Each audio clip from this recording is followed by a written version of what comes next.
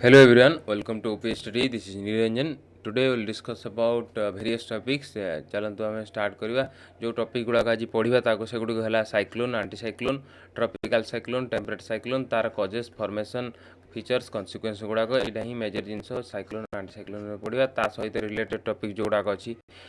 Cyclone नामकरण nomenclature of cyclone air mass fronts western disturbances and IMD related thing. तो चलतु start करिया प्रथम हूँ साइक्लोन। तो साइक्लोन क्या कह जाए साइक्लोन एठी कह जाउछि कि this is a system of winds rotating inwards to the this is a system of winds rotating inwards to an area of low barometric pressure with anti-clockwise in northern hemisphere and clockwise in southern hemisphere। এইটা হচ্ছে তার definition আর simple কইবাকু simple কইয়া গলে এক গোটে হচ্ছে ওয়েদর system মানে গোটে জলবায়ু গোটে প্রকার জলবায়ু ব্যবস্থা যৌথিরে কি উইন্ডটা रोटेट हो तो इनवर्ड टुवर्ड्स लो आटमोस्फेरिक प्रेशर। आपको देखो ये चित्रटा देखो यहाँ सहज बुझे साइक्लोन कौन गोटे परिस्थिति जो थी कि यहाँ भावतु गोटे मिडिल जो थी कि लो आटमोस्फेरिक प्रेशर रोचे लो आटमोस्फेरिक प्रेशर माने जो थी कि तार अपोजिट कौन हाई आटमोस्फेरिक प्रेशर यहाँ हूँ लो आटमोस्फेरिक प्रेशर मु लो आटमोस्फेरिक कहीं भी होता कहीदे पर स्लाइड्रे बट ये देखते यहाँ भावतु ये लो आटमोस्फेरिक प्रेशर जो सब भीतर आड़ को टाणी जाऊँ कौन भीतर आड़ को वायु गुड़ाक आसुँच वायु गुड़ाक आसिकी एटा जदि रोटेटिंग होते रोटेट अवस्था थे आउ इनवर्ड जाऊे रोटेट होते से सिस्टमटा को कह कौन साइक्लोन गोटे प्रकार कहे बात्या बात्यार परिस्थिति। यह विभिन्न विभिन्न स्तर एटा हूँ आपको जो ये कनसेप्टा कहला ये कनसेप्टर ताको बुझापी जमी कहीं लो प्रेशर सिस्टम जेहेतु लो प्रेशर सिस्टमटा गोटे सहज कनसेप्ट बट जो मैंने न जानी थे बहुत मुख्य कहीं लो प्रेशर सिस्टम क्रिएट हुए सहीटा गोटे बुझेद सहीटा हूँ कथा हूँ यहाँ देखूँ सोलार सिस्टम यहाँ सोलार सिस्टम देखो सूर्य यहाँ अर्थ तो कौन पृथ्वीटा सूर्य चारिपटे घूरुची से आउ कौन ना रोटेशन भी होमती यही चित्र देखो ये चित्र कौन ना सूर्य चारिपटे तो घूरुची से निजे घूरुची यही चित्र जना पड़ा यही चित्र द्वारा गोटे संपर्क देखु ताले सूर्य चारिपटे घूरु घूरु गोटे एमती समय थी कि दिन समय गोटे जगार बेसी सूर्यंकर उत्तापटा पड़ुव यही पर्सनटा भावतु यही सीधा आ पाखा एरिया तो से कौन बेसी सूर्य आलोक पड़ो सूर्य आलोक पड़ू से यहाँ हूँ उत्ताप्त हो कंपेरेटिवली ये कम पाइबे पछपटा जोटा कि जोटा डायरेक्ट पाऊनी तो मैंने बहुत कम माने उत्ताप पाऊन राति तो सेटा से सिचुएशनटा राति ही जाए एपटे तो सही सिचुएशनटा देखिए आउ गोटे कनसेप्ट पढ़ु जेटी जदि भावतु कि ये खरा पड़ला ये हूँ उत्तप्त है कौन पड़ो गोटे स्लाइड्रे देखी दूसरी कि कौन हम यहीटा हूँ कथा ये भावतु यहाँ हूँ सूर्य यहीटा हूँ सूर्य यहीटा हूँ सूर्यर उत्तापटा पड़ला उत्ताप पड़ा जो यहीटा हूँ गरम होगा यही एरियाटा भावतु यही एरियाटा गरम पड़ला एरियाटा गरम होनी बा कम गरम हो तो यही सीधा एरियाटा जल्दी गरम हम सीधा एरियाटा गरम हेले यहाँ हूँ तार एरिया जो जलकणा थी एरिया जो वायुटा थी ता उत्तप्त हो जलकणा गुड़ाक इवापोरेशन है यूजुअली जो गुड़ाक वायु गुड़ाक कौन तांकर बाष्पीकरण हम जेकोसी वायुरे भी जो जलकणा थी से गुड़ा बाष्पीकरण हम से हाल्का होपर को जी हाल्का कहीं से जेहेतु तांकर जो कनसेंट्रेटेड जो गुड़ाक थी से भांगी जी तो ऊपर जी तो लो प्रेशर यही हूँ जो जलकणा गुड़िक आउ थे कहीदे जेहेतु ए टेम्परेचरटा हाई हो टेम्परेचरटा हाई बाष्पीकरण हम आउ से जो यही एरिया जो थे एरिया जो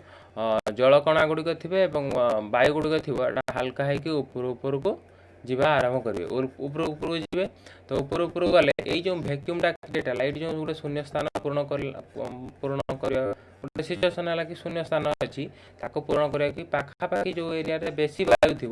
से बेसी वायु थिबा अंचलरू वायु गुड़ाक मझिकी आसो ए सिचुएसन कौन हम ना ऊपर ऊपर जीव आपण आउ गोटे जानते कि जिते ऊपर को जाऊँगी तार जो जिते जब आप वायु स्तर ऊपर को जी से ठंडा लगे जिते तौक जी कंपेरेटिवली ये उत्तप्त थी तो किसी समय पर किसी दूरता गला पर ये पुणी कंडेन्स से जो बाष्प गुड़ाक ऊपर को उठी सी पुणी कंडेन्स मैंने पुणी जुड़ीजे पुणी जुड़िकी से वर्षा रूप धारण करेंगे यहीटा ही देखो आ गए कनसेप्ट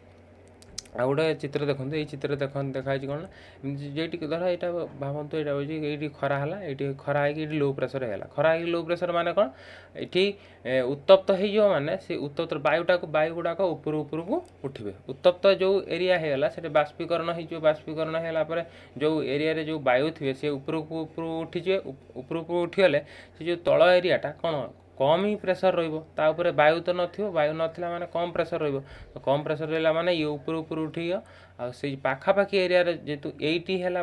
एटी खरा पड़ी पाखापाखी एरिया तो कौन बेसी खरा पड़ नथिबो बा कम जेतु डायरेक्टली इंपैक्ट नहीं पाखापाखी एरिया कौन हाई प्रेसर ही थी तो से एरिया रू ए एरिया को शून्य स्थान ग्रहण करने से पुणी से area high pressure low pressure को वायु गुड़ाक गति करेंगे यही सिचुएसनटा ही कहुचे आउ गोटे से चित्र देखे दूसरी यहाँ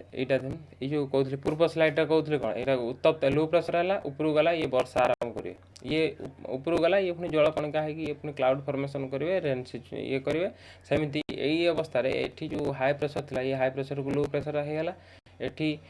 से यहाँ कौन ना आसेंडिंग विंड कह आसेंडिंग माने ऊपर को उठुची ये जो हाई लो प्रेसर रे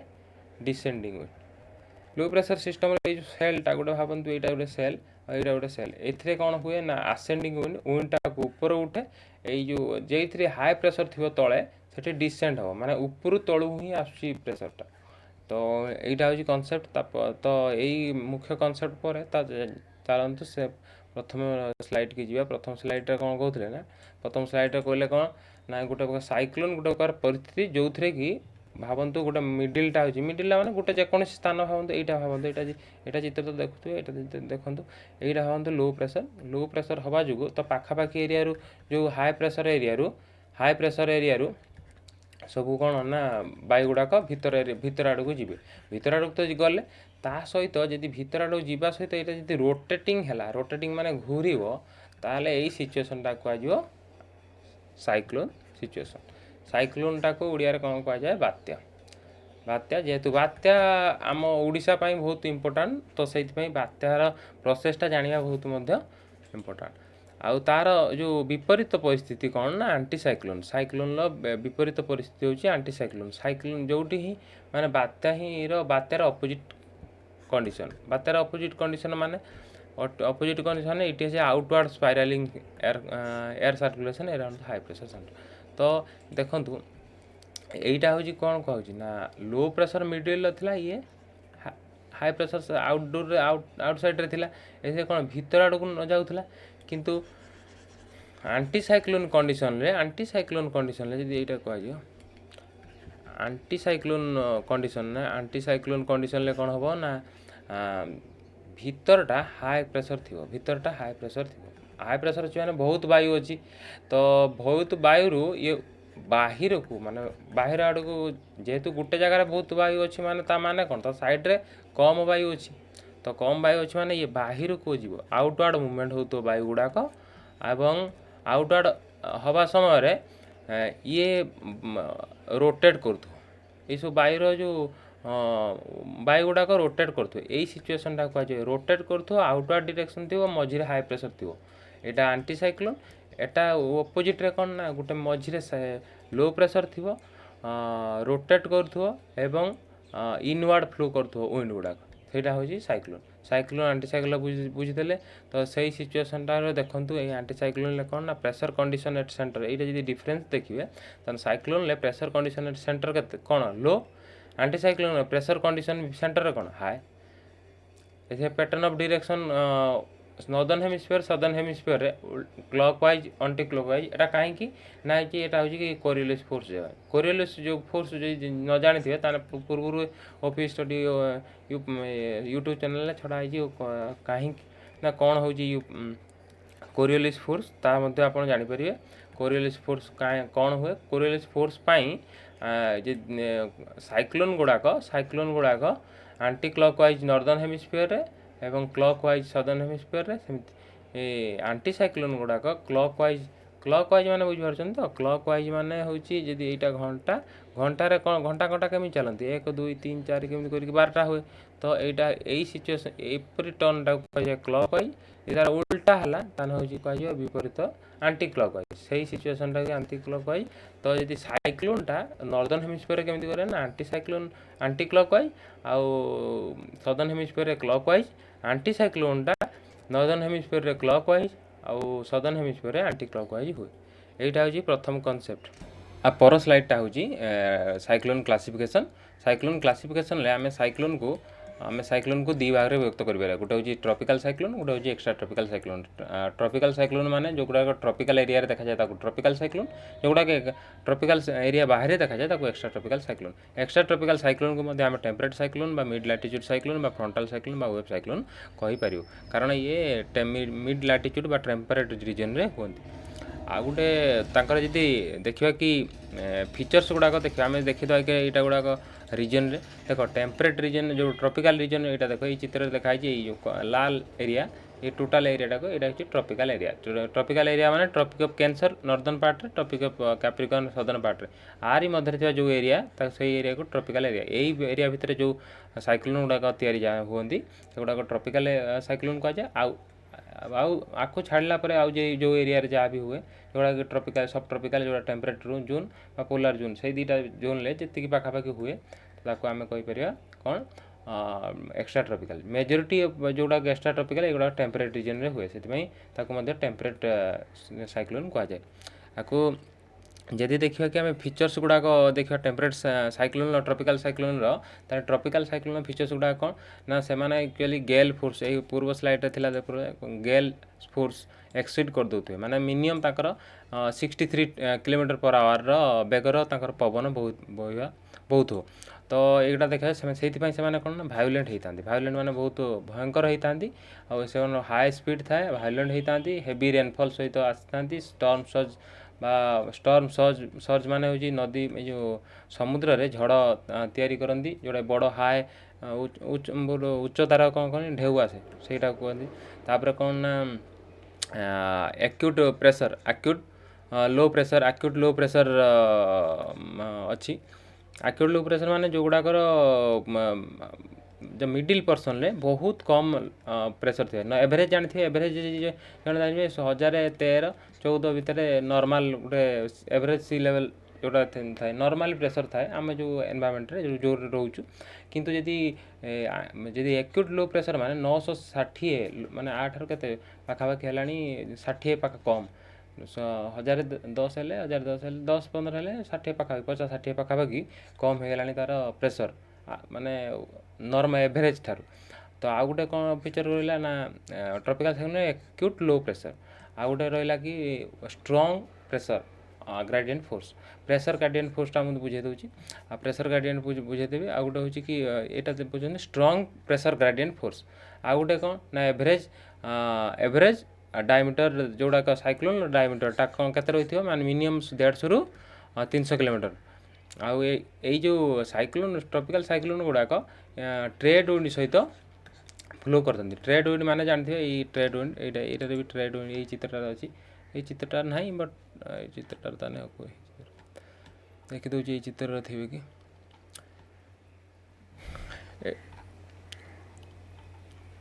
यही चित्र देखो ये जो ट्रॉपिकल एरिया रे स्पेशली यही एरिया रे एमती फ्लू हुए जो ग्लोबल सर्कुलेशन हुए ग्लोबल एटॉमिक सर्कुलेशन हुए से ट्रेड विंड गुड़ा भाग निए ट्रेड विंड सहित यहाँ फ्लू करती आ गोटे कौन ना यार गोटे प्रोमिनेंट फीचर हो आए आखि गोटे बात्यार गोटे आखि बोली गोटे जिनस अच्छी से बात्यार आखि थाए जोटा कि एक्स्ट्रा ट्रॉपिकल साइक्लोन न थाए तो प्रथम देखिए आउ गोटे देखी ताने एक्स्ट्रा ट्रॉपिकल फीचर कौन थाए एक्स्ट्रा ट्रॉपिकल फीचर जो गुड़ा कहला एक्स्ट्रा ट्रॉपिकल साइक्लोन जो फीचर गुड़ाक से गुड़ाक कौन ना मैक्सिमम से माने तैयारी होती कि लाटिट्यूड जो 35 ରୁ 65 35 ରୁ 65 डिग्री लाटिट्यूड तैयारी होती बोथ हेमिस्फीयर माने बुझिपार हेमिस्फीयर माने एटा धर 0 डिग्री एटा एटा जो 11टा अच्छी मिडिल गारटा एटा 0 डिग्री बा इक्वेटर ता ऊपर भागटा को जाए नॉर्दर्न हेमिस्फीयर उत्तर भाग हेमिस्फीयर एटा हूँ सदर्न हेमिस्फीयर सेकेंड कथा देखते यहाँ हूँ से एरिया देखा जाए यहाँ गुड़ाक मेजोरिटी वेस्टर्ली फ्लू हुए से समय माने जो 35 ରୁ 65 भितर वेस्टर्ली फ्लू हुए से विंटर सीजन बेसी गुड़ाक देखा जाती कारण वेस्टर्ली गुड़ाक जो गुड़ाक बेसी प्रोमिनेंट हो जाती नॉर्दर्न हेमिस्फीयर केवे ना विंटर सीजन आंकर जो एरिया जो कहला कि साइक्लोन डायमीटर बा एरिया केते व्यापी थी ना नॉर्मली जानते कि पूर्वटा कहली कि ट्रॉपिकल साइक्लोन 1500 ରୁ ना 150 ରୁ 300 किलोमीटर व्यापी थाए किंतु एक्स्ट्रा ट्रॉपिकल साइक्लोन गुड़ाक कौन ना बहुत माने 800 ରୁ 1600 किलोमीटर व्यापी जाती आंकर जो प्रेशर गार्डियन फोर्स कौन वीक थाए यहाँ प्रेशर गार्डियनटा मुझे कहीदे पर तो विंड स्पीड नॉर्मली से कहला कौन ट्रॉपिकल साइक्लोन कहला जे गेल फोर्स एक्सीड कर देथियो किंतु एथिरे कौन ना गेल फोर्स रू कम जोटा 30 to 50 kilometre per hour speed wind speed रही एगुड़ाकर ये कौन कहला ट्रॉपिकल साइक्लोन जो extra tropical cyclone specially winter में देखा जाती फास्टर मूव होती आउ नॉर्मली समर रे बेसी स्ट्रॉन्गर थांती नहीं लोअर स्ट्रॉन्गर थांती नहीं आ गोटे देखिए पीजीएफ जोड़ा कहली कि प्रेशर गार्डियन फोर्सटा कौन आउ थे मुझे कहीदे जी आगे पर कहीदे आउ थे मुझे कहीदे कि प्रेशर गार्डियन फोर्सटा कौन प्रेशर गार्डियन फोर्स गोटे बनई स्लाइड तो स्लाइड लिखाई देख प्रेशर गार्डियन फोर्स रे कौन है ना प्रेशर गार्डियन फोर्सटा गोटे हूँ ग्राडियंट माने जानते कि उच्चता बा गोटे डिफरेन्स यहाँ ग्राडियंट माने उच्चता बा डिफरेन्स तो उच्च नीच जेटी थी डिफरेन्स उच्चता नीचता जितना जो थी से एरिया से डिफरेन्सटा को ग्राडियंट नॉर्मली कह जाए तो प्रेशर गार्डियन फोर्स माने कहुँ प्रेशर जो प्रेशर डिफरेन्स हो गोटे बेसी प्रेशर थी गोटे जगह कम प्रेशर थी तो सही एरिया कौन हो ना गोटे फ्लू हुए पवनटा बहे बा प्रेशरटा एपटू सेपटू आसी जाए बेसी रू कम आसी जाए नॉर्मली जानते कि वायुटा कौन हुए ना बेसी अधिका थी स्थान कम स्थान को आसी था जी अधिका जमी पा उच्चरू नीचू को आसे सेमती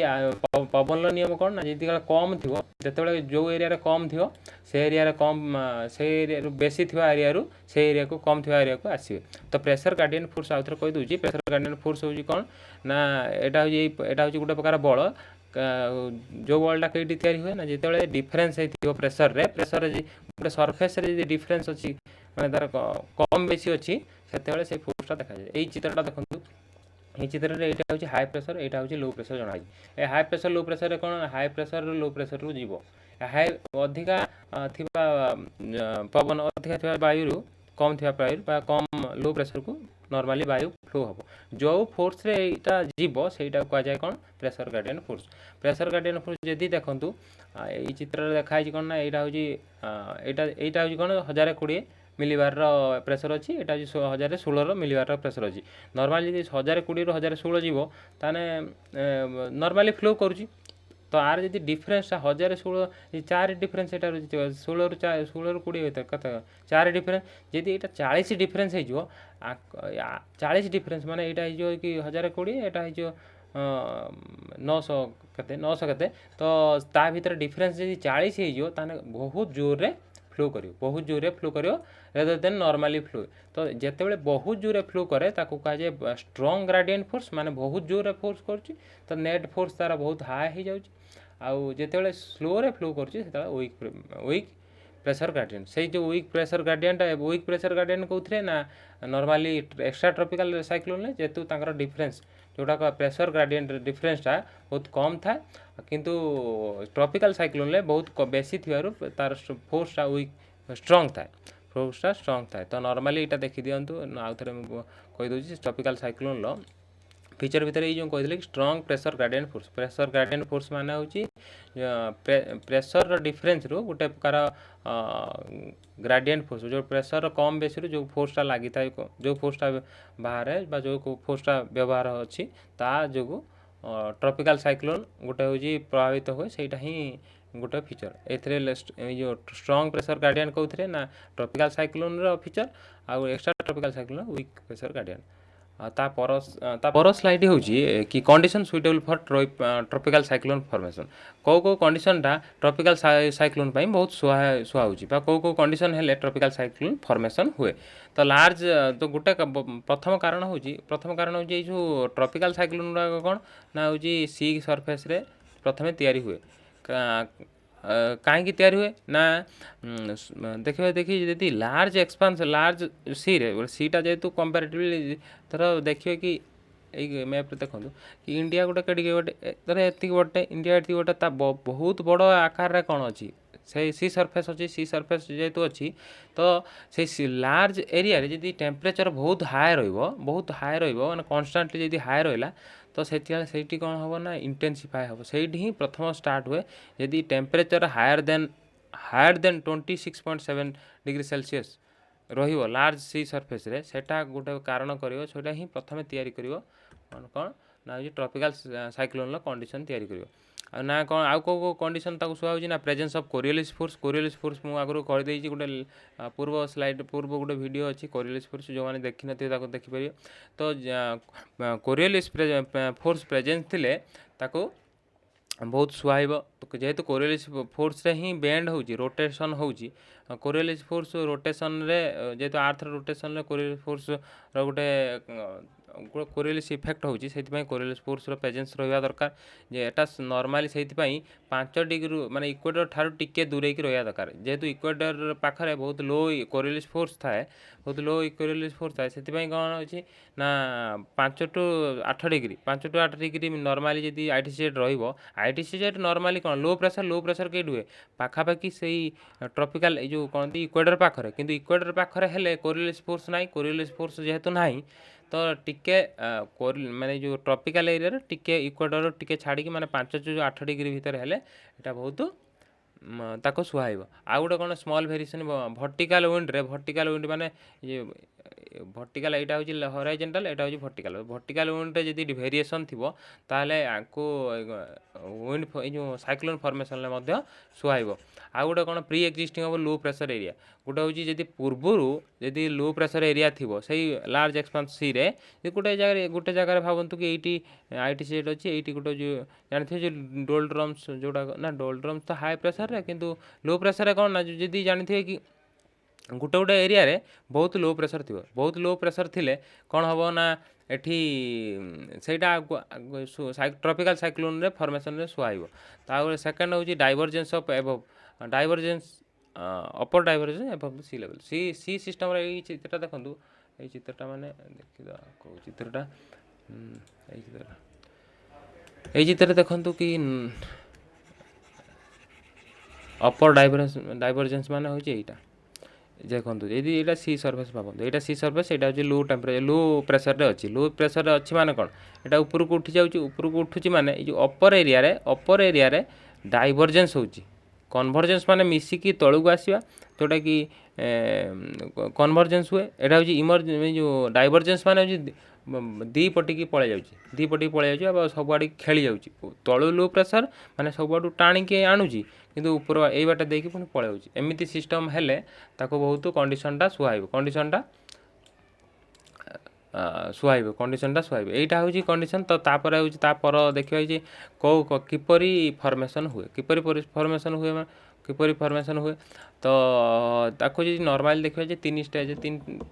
ତିନି ଷ୍ଟେଜ୍ରେ ଇଏ ହୁଏ। 3 ଷ୍ଟେଜ୍ ମାନେ ପ୍ରଥମେ ଗୋଟେ ସିରେ ଏଇଟା ତ ଲେଖା ହେଇଛି, ଯଦି ପଢ଼ିବା କଥା ପଢ଼ିଦେବେ, କାରଣ ପଢ଼ିଲେ ବହୁତ ସମୟ ଲାଗିବ। ସେଥିପାଇଁ ମୁଁ ନର୍ମାଲି କହିଦେଉଛି କି ଗୋଟେ ଭାବନ୍ତୁ ଏଇଟା ଲାର୍ଜ ସି ସର୍ଫେସ୍ ଏଇଟା ଭାବନ୍ତୁ ଗୋଟେ ଲାର୍ଜ ସି ସର୍ଫେସ୍ରେ କ'ଣ ନା ଗୋଟେ ଟେମ୍ପରେଚର୍ ବହୁତ ହାଇ ରହିଲା। ଏଇସବୁ ଯେଉଁ କଣ୍ଡିସନ୍ ଗୁଡ଼ାକ ପୂର୍ବରୁ କହିଲି, ସେ କଣ୍ଡିସନ୍ ଗୁଡ଼ାକ ପ୍ରେଜେନ୍ସ ରହିବା ଦ୍ୱାରା ସେଥିରେ କ'ଣ ହେଲା ନା ଗୋଟେ କନଭେକ୍ସନ୍ ହେଲା। କନଭେକ୍ସନ୍ ମାନେ ଟେମ୍ପରେଚର୍ ହାଇ ହେଲା, ଯେହେତୁ ଇଭାପୋରେସନ୍ ହେବା ଯୋଗୁଁ କନଭେକ୍ସନ୍ ମାନେ ଉପରକୁ ସବୁ ଉଠିଲେ ମାନେ ଏଇ ସବୁ ସିଷ୍ଟମ୍ କ୍ରିଏଟ୍ ହେଲା। ତଳେ ଲୋ ପ୍ରେସର, ଉପରେ ହାଇ ପ୍ରେସର, ଏଇ ସିଷ୍ଟମ୍ ହେଲା। ଏଇ ପ୍ରେସର ଯଦି ଅତି ଏସିଲେରେସନ୍ ହେବ, ଅତି ଇଣ୍ଟେନ୍ସିଫାଏ ହେବ ଏଜୁଆଲି ଏଇ ଯେଉଁ ଯେହେତୁ କୋରିଓଲିସ୍ ଫୋର୍ସ ଅଛି, ସେମାନେ ସବୁ ଟିକେ ଘୁରିବା ଆରମ୍ଭ କରିବେ। ଏଇ ପ୍ରଥମ ଷ୍ଟେଜ୍ରେ ଟିକେ ଘୁରିବା ଆରମ୍ଭ କରିବେ। ଏଇ ମ୍ୟାଚୁଅର୍ ଷ୍ଟେଜ୍ରେ ବହୁତ ମାନେ ପ୍ରୋମିନେଣ୍ଟ ଆଏ ଫିଚରଟା ଗୋଟେ ପ୍ରୋମିନେଣ୍ଟ ଦେଖାଯିବ କି ଏମିତି ଗୋଟେ ଜାଗା ଅଛି ମଝି ଜାଗାଟା ଯେଉଁଟାକ ପୁରା ଟିକେ ଆଏ ଫିଚର ଯେଉଁଟାକି ଲୋ ପ୍ରେସର ସେଣ୍ଟର କୁହାଯାଉଛି, ବହୁତ ଲୋ ପ୍ରେସର ସେଣ୍ଟର, ସେଇଟା ହିଁ ଗୋଟେ ତିଆରି ହେବ। ସେଇଟା ଜଣାପଡ଼ିବ ଯେ ଏଇଟା ହେଉଛି ଆଖି ଆର ଅଛି ବୋଲି। ମ୍ୟାଚର ଷ୍ଟେଜରେ ଦେଖାଯିବ, ଏଇଟା ହେଉଛି ବହୁତ ଇଣ୍ଟେନ୍ସିଫାଏ ହେଇଯିବ, ସେଇଟା ହେଉଛି ମ୍ୟାଚର ଷ୍ଟେଜରେ। ଆଉ ମୋଡ଼ିଫିକେସନ୍ ବା ଲ୍ୟାଣ୍ଡଫଲ୍ ଷ୍ଟେଜ୍ ଯେଉଁ ଲାଷ୍ଟ ଷ୍ଟେଜରେ ସେଇଟା ହେଉଛି ବାଡ଼େଇ ଯାଏ। ଜାଣିଥିବେ କି ଓଡ଼ିଶା ଉପକୂଳ ଥରେ ବାଡ଼େଇ ଯିବ, ବାଡ଼େଇ ଗଲା ପରେ ସେ କମି କମି ଯିବ। ଏଇଟା ପଢ଼ିଦେବେ କି କ'ଣ କ'ଣ, ମୁଁ ଇଏଟା PDF ଦେଇଦେବି, ପଢ଼ିଦେବେ। ତ ପ୍ରଥମେ ହେଉଛି initial development stage, mature stage, ଆଉ ହେଉଛି ମୋଡ଼ିଫିକେସନ୍ ଷ୍ଟେଜ୍। ଯଦି ଦେଖିବେ ଗୋଟେ ଚିତ୍ରଟା ଦେଖନ୍ତୁ, ଗୋଟେ ହେଉଛି ଚିତ୍ରରେ ଏଇଟା ଦେଖନ୍ତୁ ଯେମିତି କେମିତି ଘୁରୁଛି। ଏଇ ଫିଚରଟା ହେଉଛି କ'ଣ ନା ଆଏ, ଏଇଟା ହେଉଛି ଆଏ। ଏଇ ଯେଉଁ ଚାରି ପାଖ ଯେଉଁଟା ଅଛି ତା ଫିଚର ଗୁଡ଼ାକ ଆଇ ୱାଲ୍, ଆଉ ଏଇଟା ହେଉଛି ପୁରା ଏରିଆ। ଏଇଟା ହେଉଛି ପୁରା ଏରିଆ। ଆର ବହୁତ ଡିଫରେନ୍ସ ଅଛି। ଏଇ ଉପର ଗୁଡ଼ାକ ଯେଉଁ କହୁଥିଲି ଡାଇଭରସେନ୍ସ, ଏଇ ଚିତ୍ରରେ ଦେଖିପାରିବେ। ଆଉ ଗୋଟେ ଚିତ୍ର ମୁଁ ଦେଖାଇ ଦେଉଛି କି କିପରି ଆଏ ଫର୍ମେସନ୍, ଆଏ ଚିତ୍ରଟା ଦେଖାଇ ଦେଉଛି। এইটা ଦେଖନ୍ତୁ, এইটা ହେଉଛି ନର୍ମାଲି ଦେଖନ୍ତୁ ଷ୍ଟ୍ରକ୍ଚର ଅଫ୍ ଆଏରେ। ଏଇଟା କ'ଣ ନା ଆଏ ଫିଚରଟା ବି 10 to 50 କିଲୋମିଟର ହେଇଥିବ। ଆଏ ଫିଚରଟା ହେଉଛି 10 to 50 କିଲୋମିଟର। ଆଉ ତା'ର ଏକ୍ସପାନ୍ସନ୍ ତ 150 କିଲୋମିଟର ପାଖାପାଖି ହେଇଥାଇପାରେ। ଏଠି 10 ରୁ 100 କିଲୋମିଟର ଲେଖା ହେଇଛି।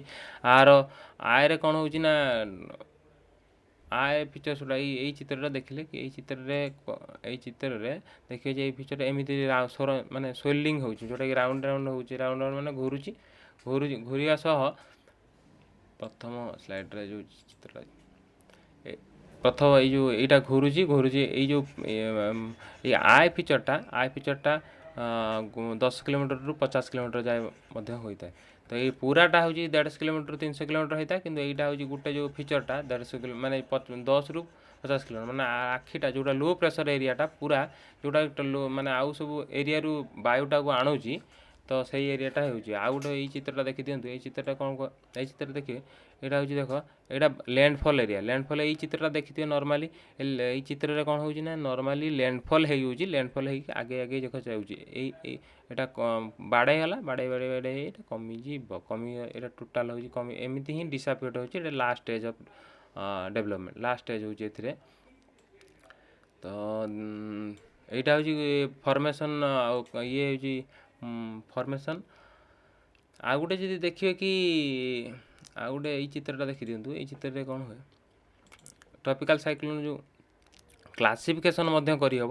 ଟ୍ରପିକାଲ୍ ସାଇକ୍ଲୋନ୍ର କ୍ଲାସିଫିକେସନ୍ କେମିତି କରିହେବ ନା ଟ୍ରପିକାଲ୍ ସାଇକ୍ଲୋନ୍ର କ୍ଲାସିଫିକେସନ୍ ତା'ର ୱିଣ୍ଡ ସ୍ପିଡ଼ ଅନୁସାରେ କରିହେବ। ଦେଖନ୍ତୁ ଏଇ ଫିଚରଟା ହେଉଛି, ଏଇଟା ହେଉଛି ଗୋଟେ ପ୍ରକାର ଟ୍ରପିକାଲ୍ ସାଇକ୍ଲୋନ୍ର ଗୋଟେ କ୍ୟାରେକ୍ଟରିଷ୍ଟିକ୍ସ, ଯେଉଁଟା କ୍ୟାରେକ୍ଟରିଷ୍ଟିକ୍ସ ମାନେ ଚିତ୍ର, ଗୋଟେ ଗ୍ରାଫିକାଲ୍ ପ୍ରେଜେଣ୍ଟେସନ୍। ଦେଖନ୍ତୁ ସି ଲେଭେଲ୍ର ଲୋ ପ୍ରେସର କେଇଠି ଅଛି, ସବୁଠାରୁ ହାଇ କେଇଠି ଅଛି, ଏଇଟା ୱିଣ୍ଡ, ଯେଉଁଟା ଏଇଟା କୁହନ୍ତି ସ୍ୱିଲିଂ, ମାନେ ଯେଉଁଟା ଘୁରୁଛି ଏଇଟା ହେଉଛି ଘୁରୁଛି, ଏଇଟା ହେଉଛି କ'ଣ ଟାଣୁଛି, ଏଇଟା ହେଉଛି ଲୋ ପ୍ରେସର ଅଛି। ଏଇ ସିଷ୍ଟମ୍ରେ ଯଦି ଦେଖିବେ କି ଯଦି ଦେଖିବେ ଯେ ଏଇ ସିଷ୍ଟମ୍, ଆଉ ଗୋଟେ ଦେଖିଦିଅନ୍ତୁ ଏଇ ଫଟୋରେ, ଏଇଟା କ'ଣ କହୁଛି ନା ହେଉଛି ତା'ର ସର୍ଫେସ୍, ଏଇଟା ହେଉଛି ସି ଲେଭେଲ୍ ପ୍ରେସର, ଏଇ ଗ୍ରାଫ୍ଟା ବୁଝାଉଛି। ଆଉ ଗୋଟେ ହେଉଛି ବୁଝାଉଛି surface level pressure, surface level pressure, surface level wind. ଯେଉଁ ସର୍ଫେସ୍ ୱିଣ୍ଡଟା କେଇଠି ଅଧିକା ଅଛି ନା ଏଇ ପାଖାପାଖି ଏରିଆର ହାଇ ଅଛି, ପୁରା ମଝିରେ ଆଏରେ ବହୁତ ୱିଣ୍ଡ କମ୍ ଅଛି। ପାଖାପାଖି ଏରିଆର ମଝି ଏରିଆର ଯେହେତୁ ସବୁଠାରୁ କମ୍ ୱିଣ୍ଡ ଅଛି, କିନ୍ତୁ ପାଖାପାଖି ଏରିଆର ବହୁତ ୱିଣ୍ଡ ଅଛି। ତ ୱିଣ୍ଡର ସ୍ପିଡ଼ ଅନୁସାରେ ଆମେ ଟୋଟାଲଟାକୁ କ୍ଲାସିଫିକେସନ୍ କରିବା। ପ୍ରଥମ କ୍ଲାସିଫିକେସନ୍ କରିବା ଯଦି ଦେଖିବା କି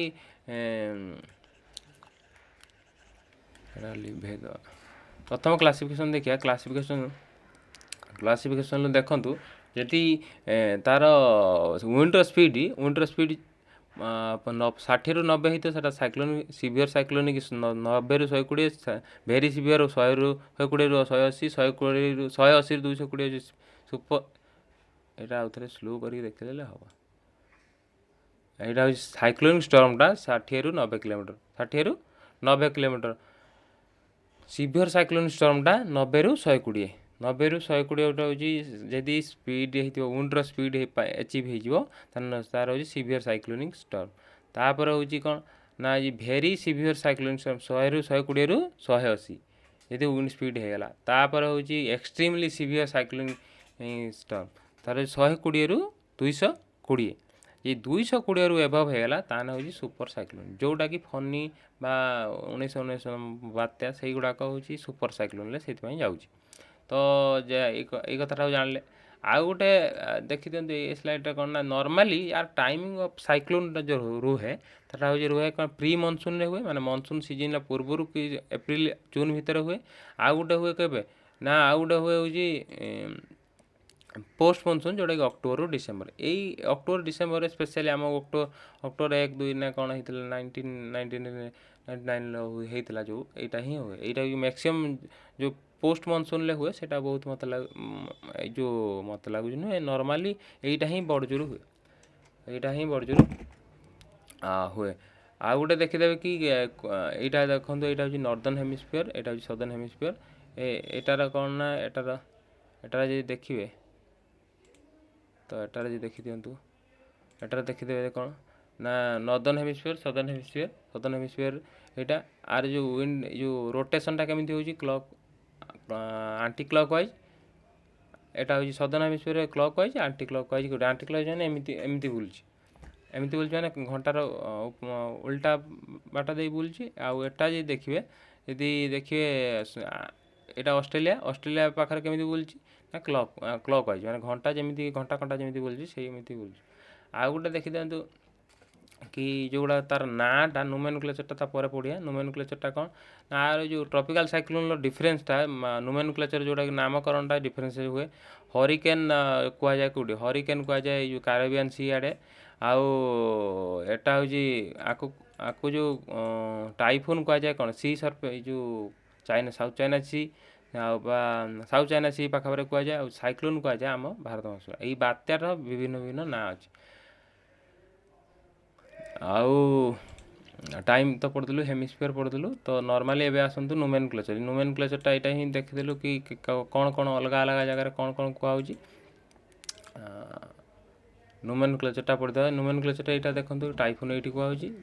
साइक्लोन ये कहुच्छी ईस्टर्न ये भी कह जाए कि ओली ओली ओली WILLY ओली ओली कह जाए कि जो ऑस्ट्रेलिया पाखापाखि आउ प्रेशर गार्डियन पढ़ी दीचु।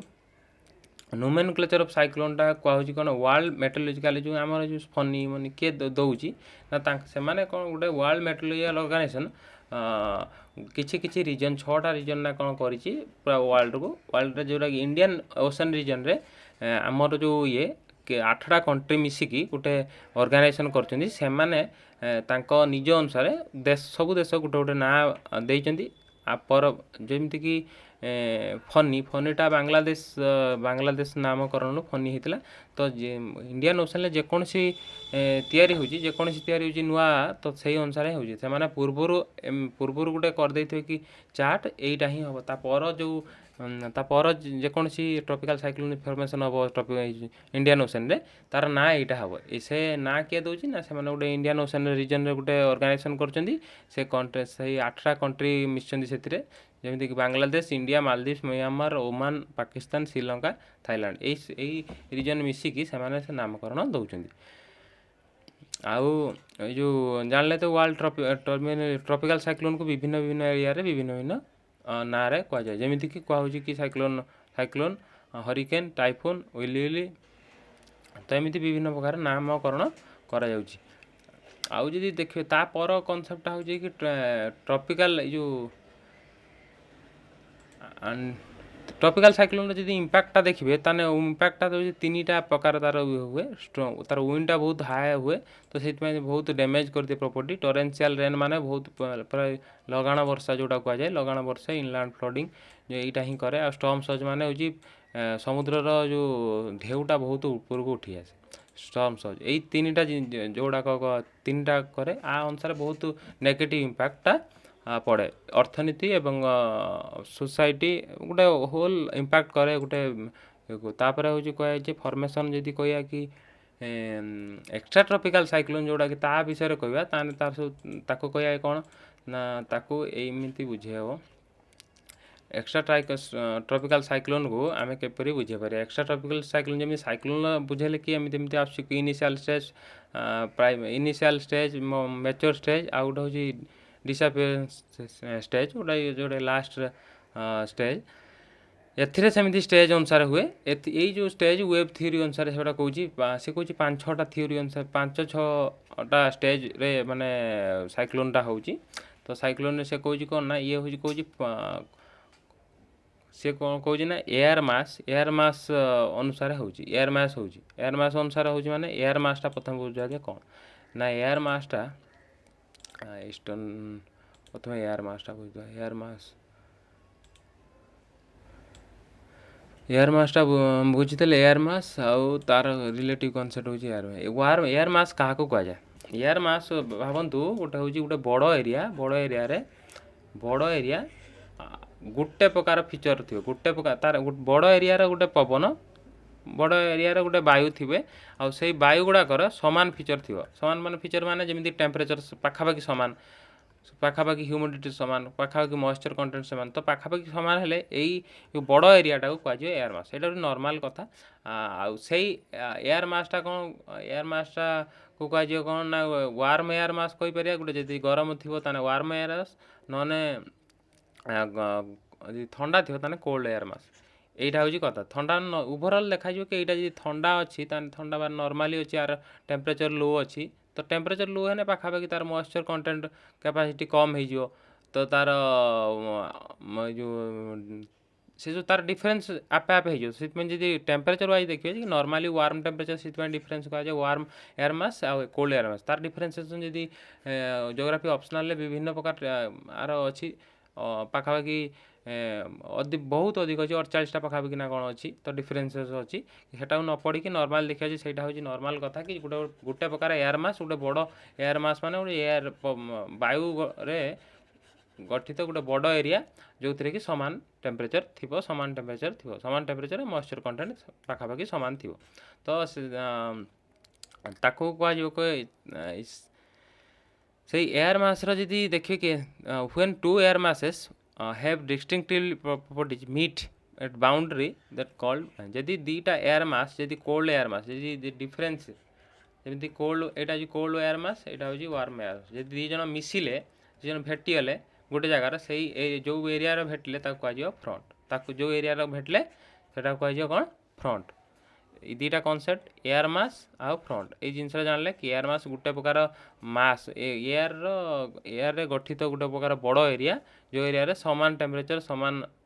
मॉइस्चर कंटेंट अच्छी गोटे तो ताकू डिफरेंट करा कि cold wave cold air mass आ गोटे हूँ वार्म एयर मास से जो एरिया रे से कोल्ड एयर मास आ वार्म मास विपरीत दीटा एयर मास मिसिले से एरिया कहूँ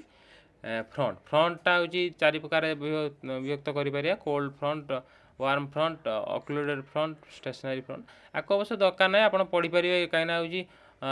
हूँ यार स्ट्रक्चर उपर डिपेंड करे मुझे देखी दूसरी चित्र देखाई देखते लिखाई यही चित्र कौन लिखाई ना यहाँ हूँ स्टेशनरी स्टेज माने किसी क्या भेटी ना नॉर्मली यहाँ हूँ स्टेशनरी स्टेज केमी फ्रंटा डेभलप हुए यही फ्रंट थ्योरी अनुसार ही से गुड़ाक टेम्परेट क्लाइमेट्र जो फॉर्मेशन टेम्परेट साइक्लोन फॉर्मेशन बुझा जाइए। तो भावतु यहाँ हूँ वार्म कोल्ड एयर मास यहाँ हूँ वार्म एयर मास ये जन जेहेतु कोल्ड एयर मास बहुत ओजन बार कैपेसिटी कोल्ड एयर मास बहुत ओजन कहीं से बहुत हाई ह्यूमिडिटी अच्छी वार्म मास कम ह्यूमिडिटी अच्छी माने वार्म मास हल्का यहाँ हूँ ओजन यहाँ हूँ ओजन थी माने आर ठेलिवार कैपेसिटी बहुत अधिक ठेलिया माने ये उठे जो वार्म एयर मास को टिके ठेली दे पारे कहीं हूँ जेहेतु ओजनिया अच्छी तो नॉर्मल दी जन जी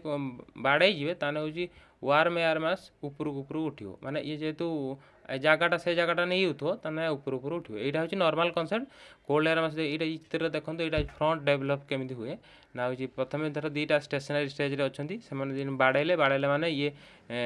वार्म एयर मासटा ता ऊपर उठो एमती ऊपर गला ये चित्र देखो ये ऊपर गला तापर जो आहरी ऊपर एमती गला आपे आपे लास्ट कौन हम ना पूरा उठीज कोल्ड एयर मास ଉପରକୁ ୱାର୍ମ ଏୟାର ମାସ୍ ଉଠିଯିବ। ଏଇ ପ୍ରକାର ଥ୍योरीରେ ସେ ବୁଝାଉଛି। ଏଇଟା ନର୍ମାଲି ଯଦି ପଢ଼ିବାକୁ ଚାହିଁବେ ତାହେଲେ ହେଉଛି এইটা দেখন্তু ইনিশিয়াল স্টেজরে কেমিতি হুয়ে। ইনিশিয়াল স্টেজে দেখন্তু এইটা কোল্ড এয়ার, এটা ওয়ার্ম এয়ার। কোল্ড এয়ার এইটা এটা হচ্ছে ওয়ার্ম এয়ার। তো ওয়ার্ম এয়ার যদি বাড়াইলে তো কোল্ড যেহেতু ইয়ে ওজনিয়া আছে ইয়ে তো তলে রহব। ওয়ার্ম এয়ার যেহেতু হালকা আছে ইয়ে উপরକୁ ଯିବା ଆରମ୍ଭ କରିବ। ଯେ ଉପରକୁ ଯିବା ଆରମ୍ଭ କରିବ ପୁରା ପଳେଇ ଯିବ ଯେତେବେଳେ, ସେତେବେଳେ ହେଉଛି ସେଇଟା ହେଉଛି ଡିସାପିୟର୍ଡ ହେଇଯିବ। କିନ୍ତୁ ଏଇ ଯେଉଁ ଏଇ ଯେଉଁ ଯିବା ବେଳେ ଯେଉଁ ଘୁରିବା ସେଇଟା ହେଉଛି ଗୋଟେ ପ୍ରକାର କ'ଣ ହେଇଛି ନା ଗୋଟେ ସାଇକ୍ଲୋନର ଫର୍ମେସନ୍, ସାଇକ୍ଲୋନ ତିଆରି କରିବ। ଏଇଟା ଦେଖନ୍ତୁ ଟିକେ ଟିକେ ଲୋ ପ୍ରେସର ଅଛି, ଏଇଟା ହାଇ ପ୍ରେସର ଅଛି। ଏମିତି ଷ୍ଟାର୍ଟ ହେବ ଏମିତି ଏମିତି ମାନେ ଘୁରି ଘୁରି ଘୁରି ଘୁରି ଏଇଟା ହିଁ ସାଇକ୍ଲୋନ ଫର୍ମେସନ୍ କରିବ। এইটা ହିଁ ସାଇକ୍ଲୋନ ଫର୍ମେସନ୍ କରିବ। ଏଇଟା ହେଉଛି ତାପରେ এইଟା ଯଦି ଦେଖିଦେବା ଯେ ଫର୍ମେସନ୍ କେମିତି ହେଉଛି ଏଇଟା ଯଦି ଦେଖିବା ଦେଖନ୍ତୁ ଲେଖା ହେଇଛି it forms due to convergence of two contrasting air mass. ଯଦି cold air mass warm air mass ଯଦି ଦୁଇ ଜଣ କନଭର୍ଜେନ୍ସ ହେଇଗଲେ ତାହେଲେ ହେଉଛି এইটা ହିଁ ତିଆରି ହେଉଛି। ଯେହେତୁ କନଭର୍ଜେନ୍ସରେ ସେମାନେ ଘୁରିବା ଷ୍ଟାର୍ଟ କରିବେ, ତ ଘୁରିବା ଯେହେତୁ ଷ୍ଟାର୍ଟ କରିବେ ଯେଲେ ସେଇ ଘୁରିବା କାହିଁକି ହୁଏ ସେଟା ବି ଗୋଟେ କଥା କି ଯେହେତୁ पोलार थ्योरी अनुसार से कौच वार्म ह्यूमिड एयर मास जो गुड़ाक पोलार ट्रॉपिक रु आसुची सेटा होची ड्राई कोल्ड एयर जो ड्राई कोल्ड एयर पोल रु आसुची ता सहित मिसिकी से पोलार फ्रंट तैयारी करती। पोलार फ्रंट तैयारी करती। Cold air mass is denser and heavier due to this reason warm air mass post up. Warm air मासटा ऊपर को चली जाए। The interaction of cold and warm air mass creates instability. जो इंटरेक्शनटा है इंस्टेबिलिटी क्रिएशन करियो आ लो प्रेशर क्रिएशन करियो। लो प्रेशर क्रिएशन कले से सेंटर ऑफ इंटरेक्शनटा ही साइक्लोन केंद्रबिंदु हो। ये जो this a void created between lessening the pressure से जो गोटे फांका स्थान क्रिएशन करियो। फांका स्थानटा क्रिएशन जो फांका गोटे एरिया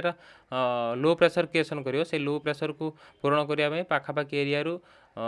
वायु आसवे। से पाखापाखि वायु आसवार सिस्टमटा ही साइक्लोन फॉर्मेशन कर दिए। साइक्लोन फॉर्मेशन कर दिए। यही गुड़ाक विभिन्न यहीटा ही जोड़ा मुख्य थ्योरी। तापर देखा जी पूर्व मैनेजमेंट ऑफ साइक्लोन इंडिया रे एटा पढ़ीदेवे पाखापाखि कहीं केमी मैनेजमेंट करुँची कौन कौन स्ट्रक्चरल मेजर्स नियाई non structural measures national cyclone risk management project कौन करुँची वर्ल्ड बैंक असिस्टेंस रे। तो आउ गोटे देखिदे कि कौ एरिया रे बेसी इफेक्ट हुए। तो जानते कि इंडिया रे पाखापाखि 7516 किलोमीटर जो कोस्ट लाइन अच्छी यही कोस्ट लाइन रे जी सब डिस्ट्रिक्ट अच्छी ता सब मुख्य प्रभाव हुए। जो हाईली एफेक्टेड एरिया साइक्लोन आम ओडिशा पटे हाईली ओडिशा एवं तमिलनाडु गुजरात यही एरियाटा वेस्ट बेंगल यही एरियाटा हुए। ओडिशा रे स्पेशली नॉर्थ कोस्टल ओडिशा आउ साउथ कोस्टल ओडिशा रे स्पेशली कहीं जेहेतु एमाने नदी कूल को छुँच। तो नॉर्मली जो 1999 बता होता से पारादीप रे हिला जगतसिंहपुर रे। तो यही पाखापाखि एरिया रे पाखापाखि मुख्यतः आम ओडिशा रे देखा जाए। आ गोटे देखिए वेस्टर्न डिस्टर्बांस देखिए जी वेस्टर्न डिस्टर्बांस गोटे हूँ common weather phenomenon in India. Western disturbance extratropical cyclone originating Mediterranean region that brings winter rainfall in कौन हुए ना यहीटा वेस्टर्न डिस्टर्बांसटा कौन ना हूँ गोटे प्रकार कॉमन सिस्टम गोटे वेदर सिस्टम जोटा कि क्रिएट हुए इंडिया रे। कहीं तैयारी हुए ना हूँ वेस्टर्न यहीटा हूँ वेस्ट पटरू आसे। यहाँ हूँ गोटे प्रकार एक्स्ट्रा ट्रॉपिकल बा टेम्परेट साइक्लोन जोटा ही तैयारी होता है मेडिटेरियन सी अंचल रे। से मेडिटेरियन सी अंचल जेहेतु यहाँ विंटर सीजन ले वेस्टर्ली सहित फ्लू है वेस्टर्ली गोटे प्रकार विंड जानते हैं। वेस्टर्ली विंड सहित ये फ्लू होगी आसे कौटी मो नॉर्दर्न पार्ट ऑफ जोटा पंजाब हरियाणा पाखापाखि आसे से एरिया रे आसिकी जेहेतु ये साइक्लोन था साइक्लोन आसतिबारु एटा वर्षा कर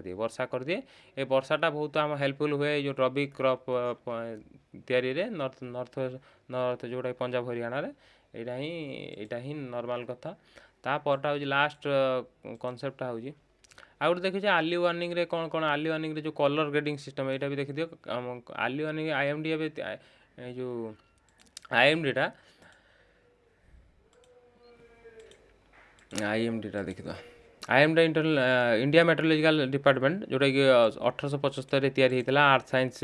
मिनिस्ट्री ऑफ आर्थ साइंस आसूँ एटा हूँ meteorological observation and weather forecasting and seismology उपरे काम करुच्ची जोटा मेन भी रेस्पॉन्सिबल रोचे तो सी कौन करना दी गोटे कलर ग्रेडिंग वार्निंग सिस्टम करछि कलर ग्रेडिंग वार्निंग सिस्टम माने से कलर अनुसार से दर्शा कि यहाँ हूँ एमती ग्रीन कलरटा सुझाऊँ कि प्रथम ग्रीन कलर दिज्व जेको साइक्लोन आसला से कौन ना से गोटे ग्रीन कार्ड दिखाई किसी है धर आसी ना तो कह कि किसी है तो नो ग्रीन कार्ड दिज्व ग्रीन कार्ड देखो कि ग्रीन कार्ड अच्छी येलो माने येलो वार्निंग दि जाए येलो वार्निंग रे कौन कह कह बी एवार तुम किसी जेहतु साइक्लोन आसला किसी प्रकार डिजास्टर आसवे बी एवार ऑरेंज रे कौन बी प्रिपेयर माने तुम प्रिपेयर रुह एवं आमको हिट करें एटा रिजन वाइज जेहतु दि जाए सेटा हूँ इंपोर्टाट कहीं समस्त कहते तो से बी प्रिपेयर तो दिया कह कि कोरापुटे ऑरेंज वार्निंग माने बी प्रिपेयर कोरापुटे ही इफेक्ट करार अच्छी स्पेशली कह बालेश्वर में इंपोर्टाट अच्छी कहीं रेड एक्शन माने हूँ रेड वार्निंग दि जाए लास्ट जोटा दि जाए से टेक एक्शन माने से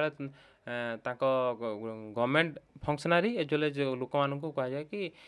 तुम इभाकुएट हो जाओ तुम यहाँ यही स्टेप गुड़ाक नि तो सही अनुसार यहाँ हूँ जेहतु डिस्ट्रिक्ट वाइज दिया जब कहला कि जदि कह कौन कहनी बालेश्वर जिला को कि तुम रेड वार्निंग दिहला तुमको रेड वार्निंग माने से गोटे दर्शाई रेड वार्निंग से कौन कह कह कि तुम एठू इवाकुएसन हो जाओ तो यहाँ डिस्ट्रिक्ट वाइज दि जाए यहाँ हूँ इंपोर्टाट कहीं हूँ नॉर्मली एवं कलर ग्रेडिंग प्रिलिम आसीपे कि कौ रेड वार्निंगटा हूँ हाएस्ट लेवल ऑफ वार्निंग बा ये केते प्रकार वार्निंग अच्छी सेमती पचार जापर पाखापाखि आम यही स्लाइड अनुसार सब सराइदेलु पाखापाखि यहाँ सरीगला थैंक यू पढ़।